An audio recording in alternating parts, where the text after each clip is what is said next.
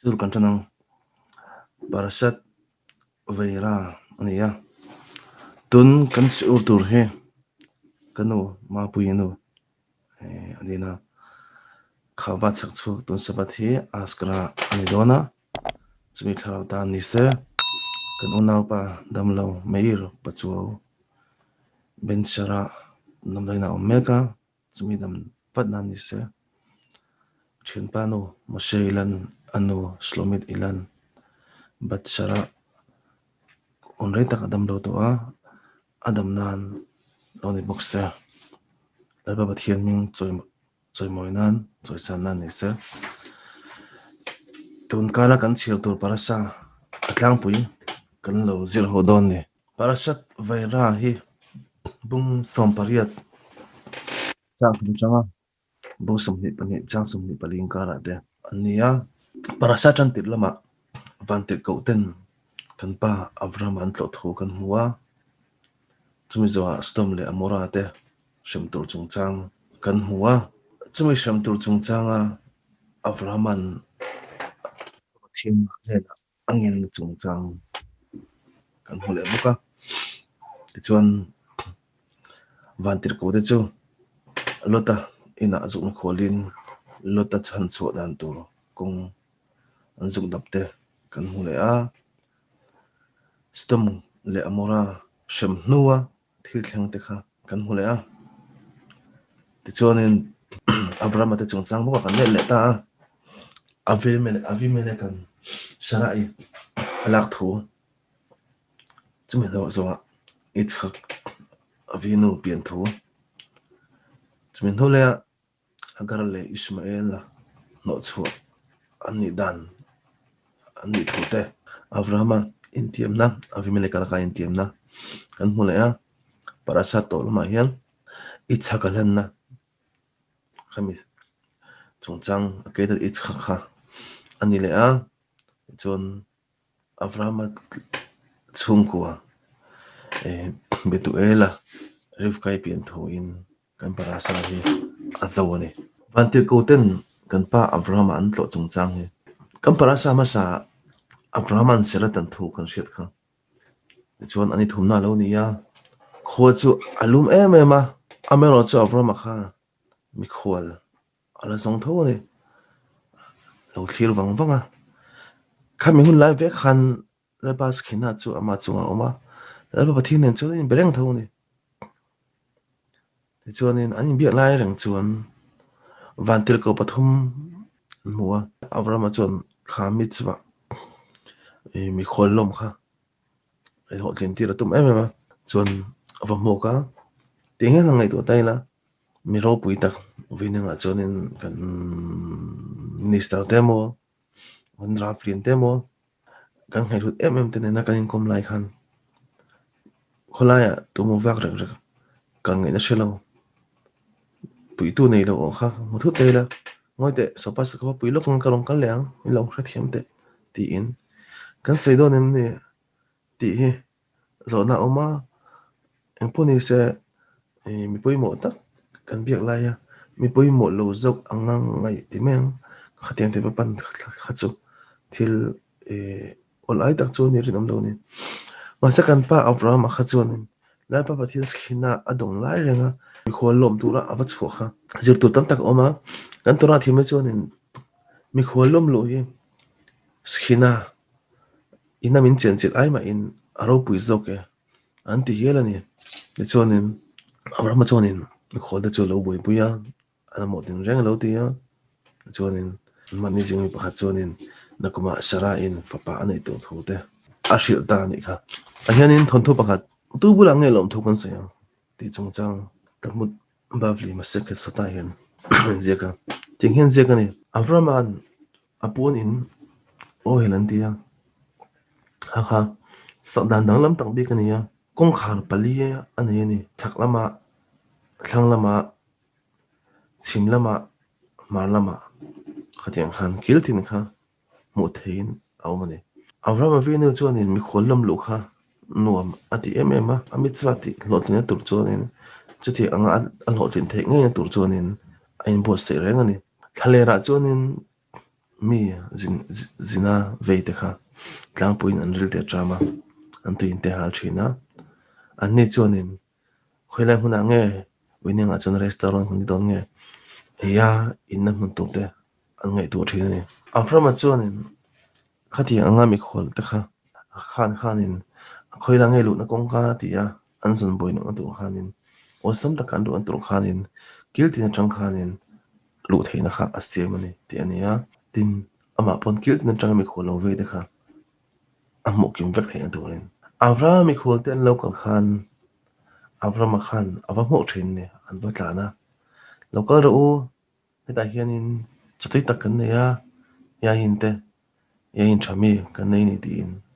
musom no thina khojin na chonin an eya anin no chonin avrahama chunga lom thun sei duwa malan som do ni tu chu khovel kal phung pa ngai ponin ngai nga mi in kan chunga thil than ti chonin kalome o ti te mo ma som dong ro ti te chu pi pa ngai ti thin chu ani ngai yang avrahama chonin lom thu se ngai hi nem engkim siam tu ni na hianin lom thu soi zok ro ati ni ani chonin tin nge siam tu ni na chonin lom thu kan soyang ti in an zo thina ni chum je chu siam pu chu tong ni ti po an thelo ni mai thai an ting nge kan hu ve mi lo kan mu ngai lo bula chu lom thu kan soyang anu avra chu tin soi thina do thei takin a shil fia engkim siam tu khovel chunga lal be ama ani na chang chunin e tu kan dong thin chawang chunin i thil hi ita kan eya i chunga kan lo me tiang khanin long thu seidan tur kha alo zel te tir thina ni ma se mun chang khata chunin khang mi khol te khan long thu sei du kher thin lo ni a chan chu siam tui ti chu ka shelo wa tungen ni pok a shek lo wa nang chu nei turun pe a ta hian min thu tira i chunga chon long thu sei te la a om ka ti ma se ka shil ngai lo ne na long thu sei chu ka thei lo ni te tin an nial thin ve tho ni tiang nuwa chuan avram chuanin do thei takin ana hrilh fia chun zom zela chutia ania lom thu isoi thei lo chuanin heng hil ei zong zong te aman ipe ka nga yang tia ani chuanin ani ba chuanin khovel kal phunga chuanin aman pek chuan hre chung lo ni sum dang ho sa ta te ani lom do na khati a thlona han ei top mai bokha amak reng boka chuang chuanin aman pek bokha an nial lo ni chuan avram chuanin exam tur nge ti khan bo sayan chu vela he wain thami ni ya pui satlang som ani tur ani ya cho hi sa te hi pui satlang som tur ani ya chang the nen chuanin aman tur tam tak kha a chiar ta thi ani chuti anga man to tak a thami vek ani awang a chiar khanin mak antia an ru boi ta hial thina ni chu avram khana zota tunge thalera oin pecha tunge thalera sa e tur pecha tunge thalera hianin changte pecha helaya ai chonin atau te asin ti in an zo le vela chuta mi khol chonin tianga avramana an shil fe no chonin abraman alo mi khol chan te chu an zuk thra thiam ta ni siam tu engkim siam tu engkim chunga thu nei tu ne na lom thu in soi don chau in kalo mi khol thei chawa aman pok ai min pe ka ngai lawa ma se la ba pathian in me hriata engkim hi ama siam ne ti in zuk hria chu ne ti in avram re ru le avramana athil tum kha an zuk mu thiam thina ni chutiang chonin mi te chonin avrama atang chonin lalpa pathian in engkim chunga rawrela ama ta vekani ti kha anron zir chok da thina ni mande ko chonin khyange sarai antia akuma fa pa na yang antilea khovel kal phunga chonin sarai chonin fa nei thei to om lo takania sarai chonin apu in rang chon lo hria anuya ti ania ka pasal cho adar to sia atia pathian chu avram ne na Sarain katar to atia tin anuya ka thei lo tur thil hi omre ngam ni khovel ya yen tin avramachu azodin ashilfia avramachu an sarain hena inuyem ni avatia sarai chon kanui lo tin khata khanin le pa pathian khanin ngatinge sarai thu sei lo angzoka avrama ashil hemi chungchanga po hianin shalom om na tura dos ni lawin thudik her danglam te te alawm thina la ba thiang ngai po khan ting chu ti ni ti in kan tora mi thiam tan zir te min pe ya e shalom poimo zia tam tak ta tang hianin kan zir chu te ni avrama chuan mi khol te kha awathla ani ti kha kan sia mitzvot ropui zinga mi chu mi kholom lu khania chu avrama vinu khanin mi lo zir tira tora chuanin thumal eshel ti anzeka eshel ma chuanin eshel ti trong kam kan hung chuanin mizoram chon ti e kan tiang kha ania kan bakal chuka ti e bil mo kan jin chona khanin surkana khanin ile inte an bil le tang khanin eshel ti chu pakhatna chun alef chu okhelania chonia shin chu stiania stia chu in tur ti ani me lamet chu levaya ti chu thla ti ani chu kan tora mi thi mi chunin mi khol te kha eya indira thla le turani antini kemat ni mi zo dana po hianin in leng te kong khara thleng kan ma thla theni mo mang tha o tia mani thut mun atanga mang tha te moi lawa an ho do na chunin kong khar thlenga mo kong khar pon thleng te mo chen chunin tlem ten lokal bel le boka kha kan mi zo pi le pu te po khanin an longai pui mo thina ni kan tora po hian avrama tang khanin e zirtina min lo pe dai to ni mi khwal chu kan hne na a local chuanin ei tur le in tur kan benga chu atok mai lawa a eya aina atlei no chuanin a hodo na chuanin toite tal kha kan va thla tur ni ti kha min trust te hilina khanin min lo shilani bung som pariat chang som par ko changa somni pani khan en le chuan stom le amorate shamtur chungchang kha ani ni stom le amorate shamtur chungchang khanin lalpa pathian kha ai ngai tu ti in kan zuk pathiam theinga avramai karona ngem o ti in chuanin avrama churon ta ni hemi chungchang a hian zirtina pakhat stom le amorate chungchang a so na a hianin kan che to pe mo det mai oma stom le amorate khote khanin dan siama mil thei champui lo tu ti ta an khoina an level an nun dan ko kalphung an ti ma son the en tur khanin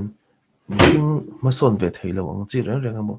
tron mong chi tera reng kha ti rem na na kha an nei ni thlu nan siama ro khol siama chu me ro khol chuanin e thlu na siama mine nung zok te le mo zok te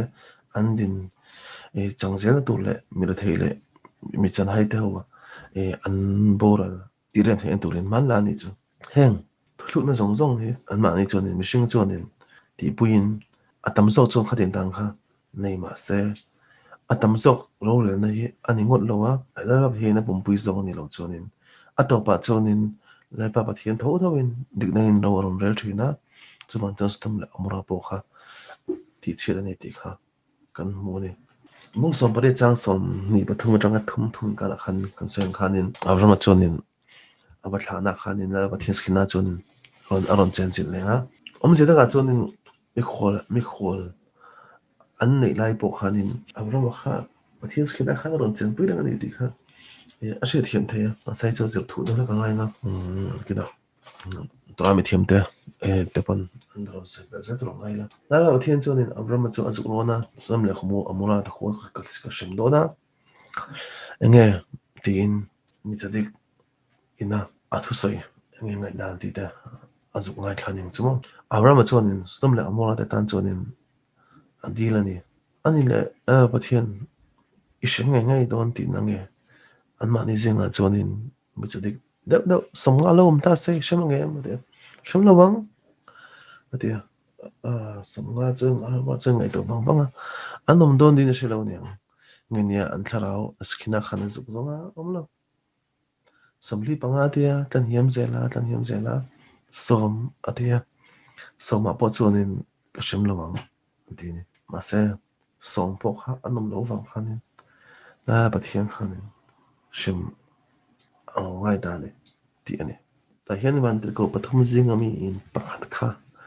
khan alet to ti ni a sarai ina fa nei tur thu no sai tu kha man tir ko pani ta kha lota bula chan kal ta ni cha stom le mora khwa che tu thu te kha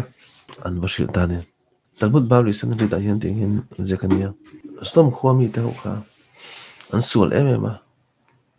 nge mi vek e rup ching an ni an khwa chuanin dan siama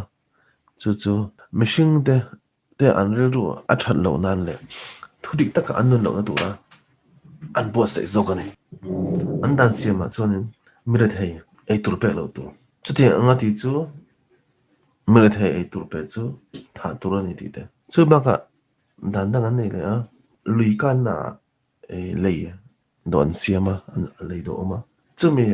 leilon manga va zo piang e chuanin puisa tlangli an pek angai ni mirat hei khan khami lei zo na tur puisa khan ei lo ta se ara the awang khanin tuya khan lutin tui khan lewin leu chokin khami lui kha kan ta se puisa tlang pariat an dil ta zo ka ni achan chu khami luya khanin athom nowa asu ka wangin ti in dandang le chuanin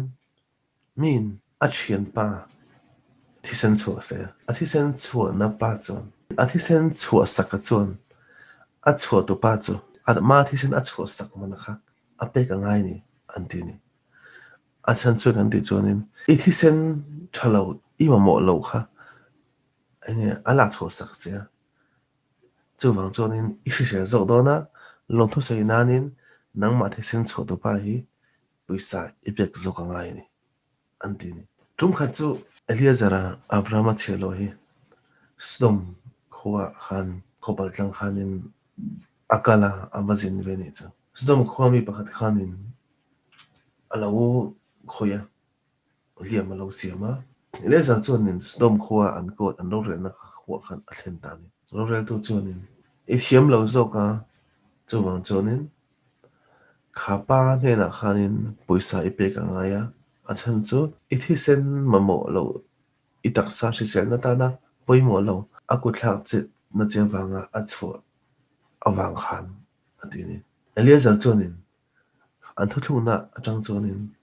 tuma ama chan tu ha anom lo ti kha hriam ta a chuwang chuanin lungala a lung chuanin rorel to pa chu avom tapop maya chuanin rorel to pa an ko ta an jat chu enge thi chu ta phung mai ni alung vom na tang chuanin tuna chuanin kepon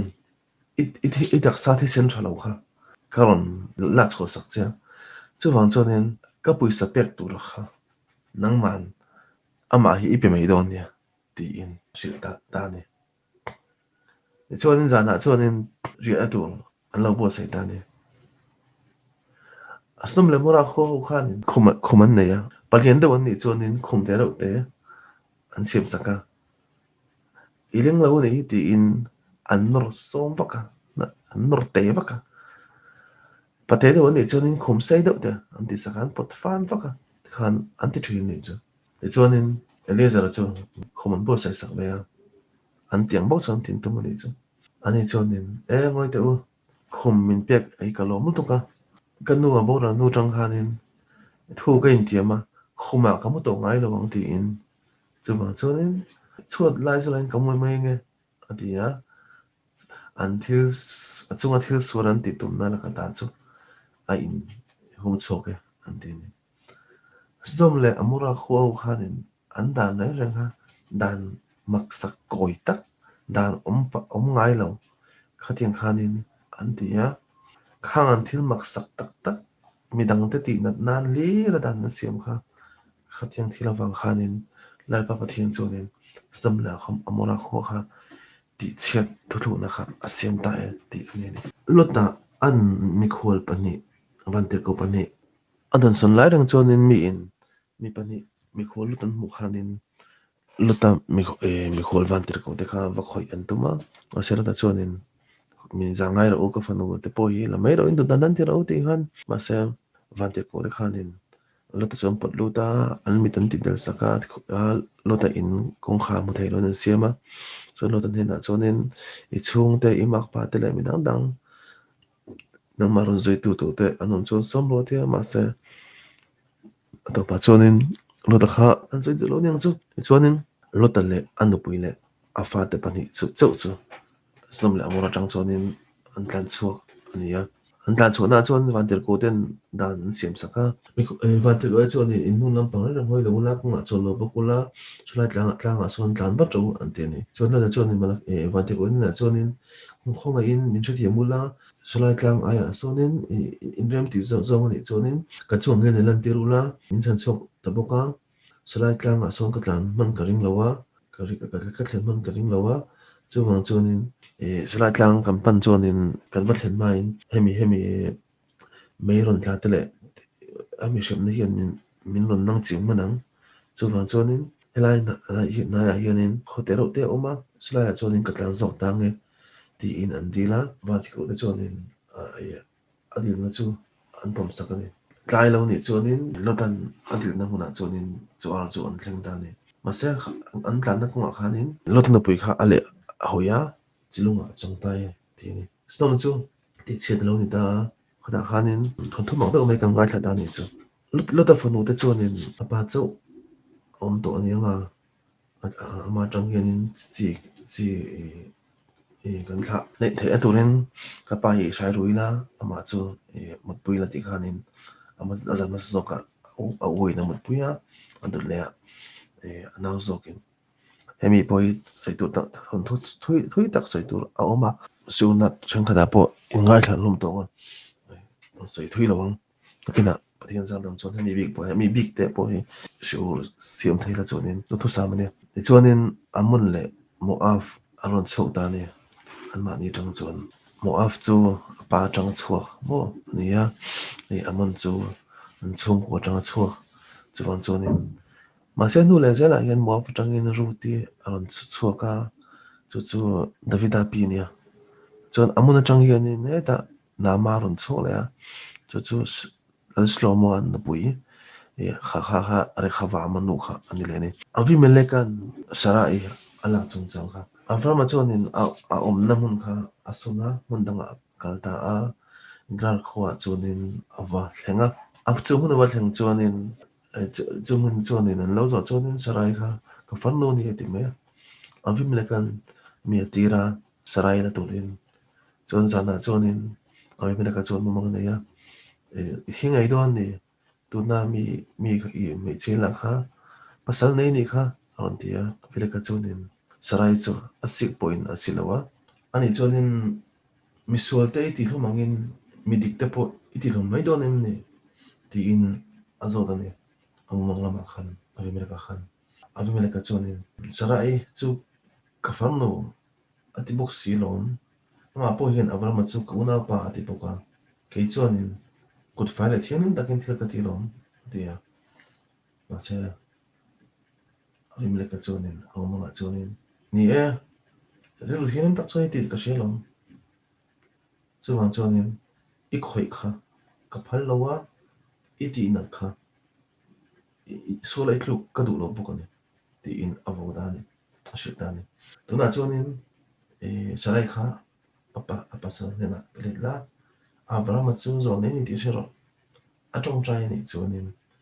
nang chon chhe dam tak I tok don si ya I pele lo ani chonin nang chon thi na hial shomna ina yanga if pa le in chung ko dini zinga chon thawa awi mele ka chonin che zong zong chu ko khoma awmang te chu ashila te chonin mi te chonin an hlau te em ani chu pathian an hlau te em anu a chon na vi mele ka chon avrama chu ko wa nga tenga ting thil ka chungai ti mai chunga hil sloka ti em ne te ting thil ka chungai ti mai ni avi mele ka chonin nga tenga ka una noi ti ten zo le le avrama chonin helai mun om te hi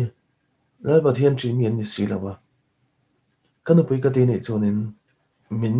that mai don sia a chan chu nu pui an du don sia tin ova ma chana shil asira an poni che absarai hi ka fan no nia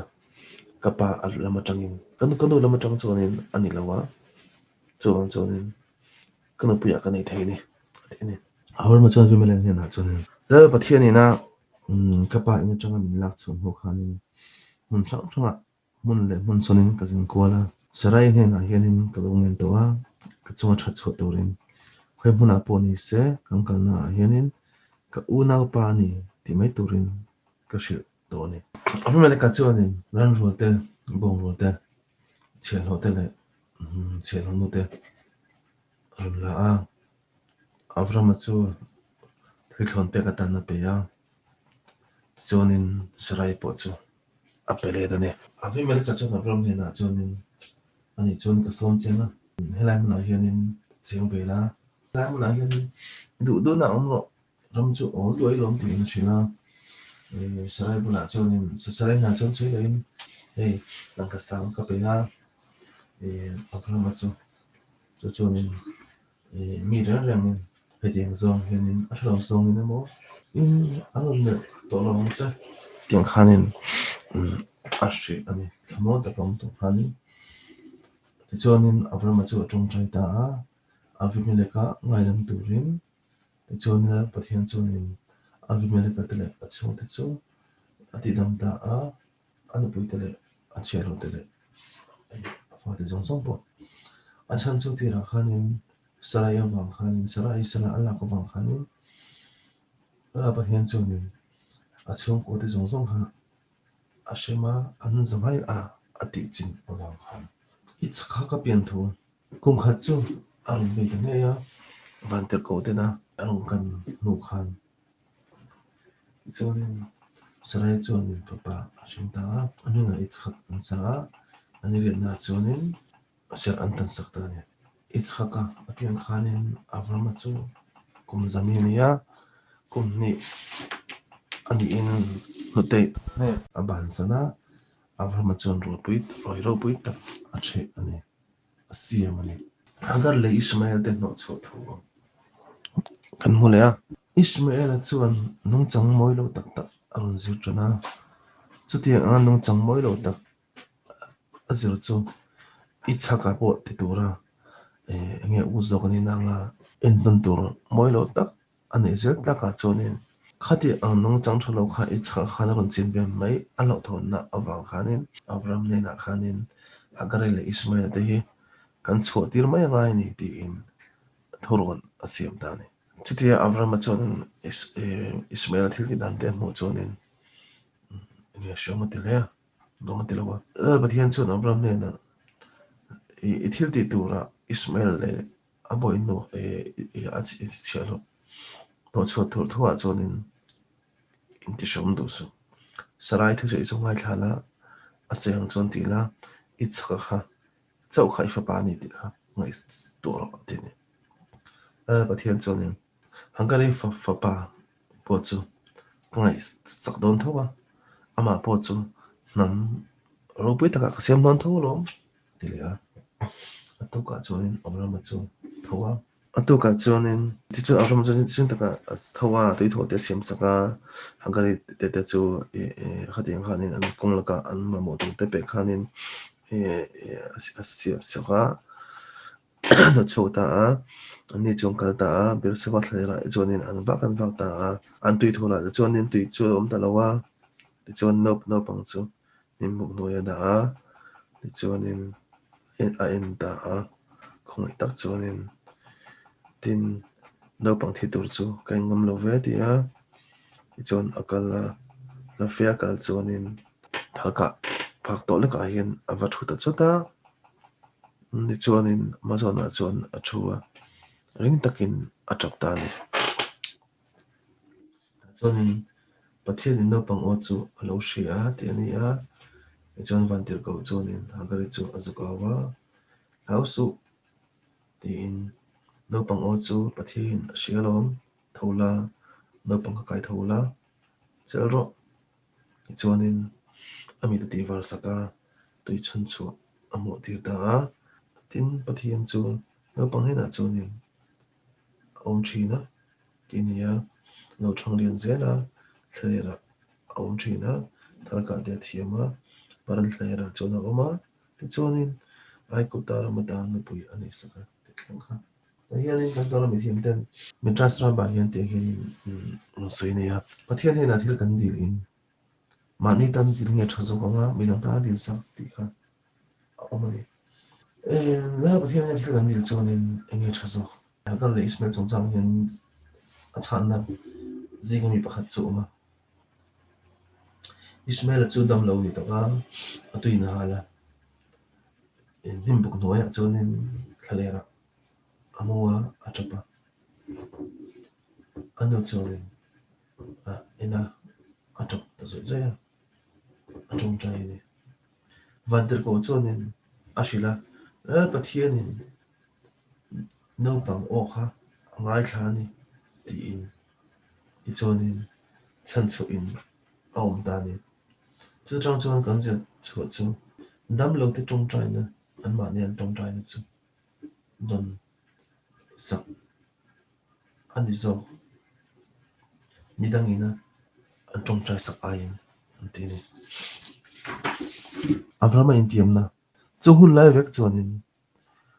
gra lal chuan asipai te shwain avraham bula chan nang kala la pathian chuanin tela pa champui thina thil ti pianga chuwan chuanin inhena hian kangen duwa in tiam ro kanin kara hianin nung chang moi ta in lai chin na kan siam angai ni ti in tiang chuan tiang miang avraham chuan lo rem tia ti chuanin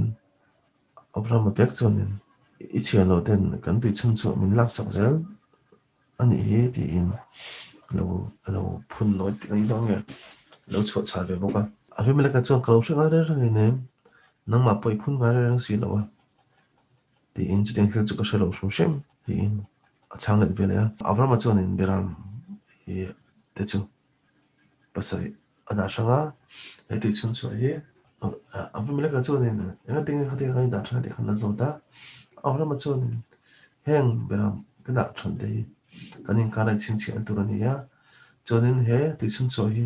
ka le nge ni ti chet ti na bok turani ati ni chuanin chu hun chu bel sheva ti khanin kan ko ta ni chuanin chu avraham ne na anin tiam na man ya bel sheva kan ti chu su'a kan ti in tiam kam na ti chung kam thumal ani ni chuanin abimeleka chu sipai ho tu pi khol nen chuanin Filistin ma chuan lel ya ti ania chuan avraham chuanin theite thingte theira nei te chu aphuna chuanin puanin buan sei le a chuanin pathian min ro puina chu puan chu za chu ala chun zum le a chumi ram Filistin rama chuanin kumrei tak a cheng ani ti ni akedat ichha la pathianin avraham chu fiatna har sa tak apeya afa chu haral thilan han turin chu fiatna chuanin avraham chuan thotling takin ti saka afa ti lum ani don tak mewa chuanin vantir kawin athil ti chu ang ti top sakani akedat ichha kha har moria kan ti moria tlang akhanin thlenga ti nia chu har bai Bethmigdash temple omna kha ani ni chemuna chuanin avraham chuan ail zo alana berampa alani kasem ira ti nia na amun chu trimai omani ti in kha huna kha ama in shema khan ming lo ko ta mina chuan salem ti in lo soi to a chu pathian chuanin khami bin ira kan ti trimai ti le salem ti kha lokopin chuan Jerusalem ti kha aron chuk ta de khai mun kha Jerusalem avraham fiatna ato chungchang kha ismail kha ichha ai chuan kum sampali na upa a ichha khate han ti an chai vel tele ti boi vel kha ching thil ni ti ni chum kha chu ismail khanin nangma ain kami chwa ti hi aro pui zo ti in asan chu nang chu bi milai ti lai khanin no te ini no sen ni ya ka du lo po i ti thei lawa ke chu bi mila ka ti khan khom so thum mi ka ni ya ka du lo ka ti thei ya ma se khati chung chung po khanin ka du ani ti in icha ka chunin itak sa peng pakhat ha da pa pathian tan chunin ilan theya tha e ke chu da pathianin itak sa pu mi min lak sa ve don pu ni se karem ti anga ka thinung de zong zong in o ka ti ang ti in chang le dani pathian chun avram le icha ka ne na chunin fiat na har sa tok tak me chu arun sentir dani icha ka lan na kha ania siam tu chunin avram he na chunin icha ka tang chunin chi thla tam tak ron siamang ti in asoya ma se icha ka chu la la hara moria shwaila sta chun haral thila la ro aron de thul box ya avram chu si ring tu ro pui takania amata na thil lu em hi chu ati theyang mo ni e thu oin zin taka thawa kal mai ni chu chu sit na chunin alo mu chunin lunga em avraman e fi ni apal tlang chunin ami israel de kama chon thei don lo ni ti in e chu akedat ichak chunin ami israel de nakin lokal ajal tura shuman tur huna khanin a chan chu don ni ti a heta wangin kha sadana khanin avram an akedat ichak ati thei on tur khanin fiat na dang aron tile dani chu aron siam ve thung dani satan chu putar to ka hian aron in siama avram chu kong kong la ka lai chonin nang hi ya zo ta ni hi eng tin nge kum za itlin nuwa fapa ina ya chu chu iti lum the nga ti in avram chu aron shila avram chu ni chu chu pa siam thu du zong ani ka ti mai ni ti na chang lai da ani le nang ma in tha ro ti ta chi sela ti nge ma ti avram chu ni o ka ti thawang ati sat na chu ni avram chu ani ru ne zo lawa anwa chu ni fi an tu dang avram na ke na cha ti lo on tu dang kong na zong le akal kong chu lui lian da mai hian ayan in aron chang le lui lian da kha akal kong aron tira avram chu ni cha ne na le jang hin le ismail ni na chu ni kan ka chun zo manga tu ya hin kan lu do ni ati ni tu ya chu dan lu ta ang hong thleng thlin chu ni avram chu ni vana lampang en chu ni trong rai ta pathian nang chon ichaka ka fa pan han turin min tia hemi chwahi patimeka keima le ichaka he tu hian min chima kan boral me ni chonin engtin nge imi chwa chakan zom thayang ti in chu vele lui chu aron kiem da veka chonin avram chonin khomona ding ni ri chu aron in muli tani tuwa chonin achiang te emema tu thing chonin avram chonin la pa pathin du zong kha len chu nge kha atuma amero chu atopa chonin la pathianin avram chonin chu engkima arin oma pathian thu zoi zong zong zom don ni ti kha amu khanin van te ko ron tirin athil nan tu na khanin berang pachal chu angon tir ta zo kani parasa to pa hianin avram ale achung te chungchang achung ka diuna hianin tir khanin tera ka sun fa pathum abraham haran le na khorte na ya amti kha haran chon lot sara le mir ka ane ya lot chonin kan parasa kan mo khan mo af le manon chota a avram chon sara ina ya ichaka ataram pianga chonin hagara chang chonin ismail rang dia na khor na pi khamil khania ani chonin betuel rang shinga chon kampang sa hianin rifka in pian thu in aron to ta ani ole khati jong kha kan parasa chu ania in zawain shabbat shalom bek